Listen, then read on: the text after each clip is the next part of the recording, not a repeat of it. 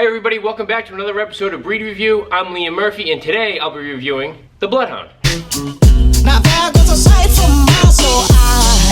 Alright guys, so the Bloodhound originated in France, England, and Belgium. A very old breed. They were originally bred to hunt boar, and then since the Middle Ages they've been used to track people. They have an incredible tracking instinct, and as you can see by the way they are built, with this nice long nose, pendulous lips, very long ears. So when the dog puts its head down, all that stuff is dragging, kicking up the scents for them to smell. Very cool design that you see on a lot of different hounds. They're considered a large dog. As you can see, Cooper here is pretty big, and he's not even a year old. So you see, he's got a ton of growing to do. Males can get anywhere upwards of 120 pounds, females over 100 pounds. So a big, heavy dog, something you want to take into consideration when thinking about getting one of these dogs. Alright guys, let's get into the review, and let's start off with health. Now, the number one concern I would have if I'm looking into getting one of these dogs is bloat. Now, we talked about bloat in the last video, and it's the number one killer of these guys. Very, very common in the breed, something you really want to look out for, something you want to really pay attention to. They are known to have a lot of stomach issues. The second major health issue with these guys is going to be eyes and ears. So if you do end up getting a Bloodhound, you really want to pay attention to their eyes and their ears. If you see anything that looks out of the ordinary, you want to get from the vet right away, just to make sure you can stay on top of it and it doesn't get worse. Other than that, for a big breed, not a ton of health issues. They live about 12 to 14 years if given the proper exercise and nutrition.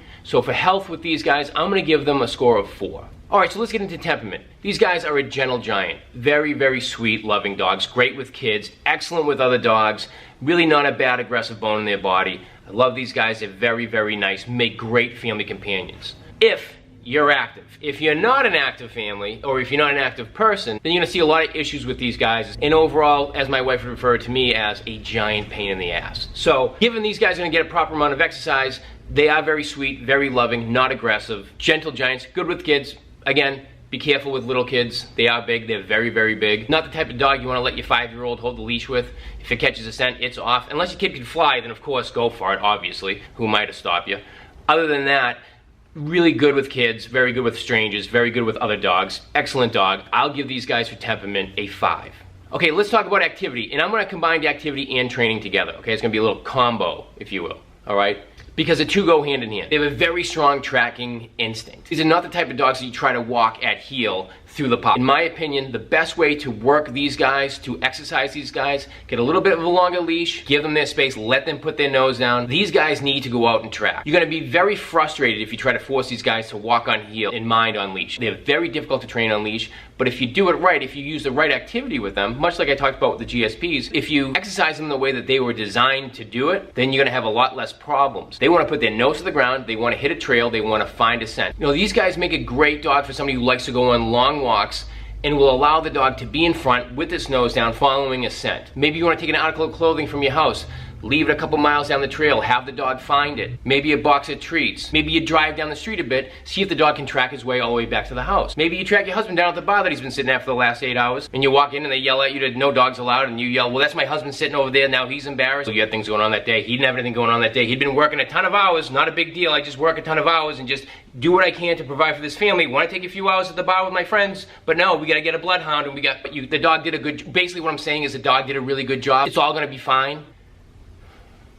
So if you're willing to do activities that allow these guys to track, then you're going to have a much easier time with their training. So for trainability, I'm going to say for these guys, for your standard sit, stay, come when you're called, being off leash, absolutely not, they get a 1. But for tracking, if you use them to track, I'll give them a 5 all day. They just do it naturally, they pick it up really good. They have a reputation for being a big, lazy dog, but they're not. They're actually a very strong, athletic dog. You gotta give them a lot of activity. They definitely get a 5 from me for activity. Okay guys, that's it. That's the Bloodhound. One of my favorite scent hound breeds. And in saying that, I would never get one.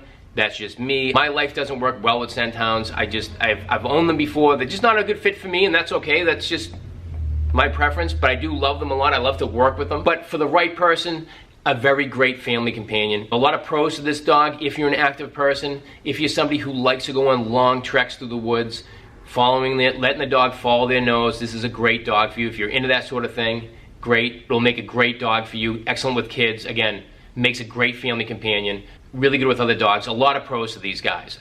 Cons, I would say, they are a scent hound. They can be very stubborn, difficult to train. If you're not very active, certainly not a great fit. But maybe you do like all that stuff, and the size may be a con for you. They are very big. They're very big, they're tall, they're long, they're heavy. They're like a yard sale. They're humongous. They take up a lot of room. All right, that's it, you guys. Thanks again so much for watching. I really appreciate it. You guys have been fantastic with supporting this channel. I can't thank you enough.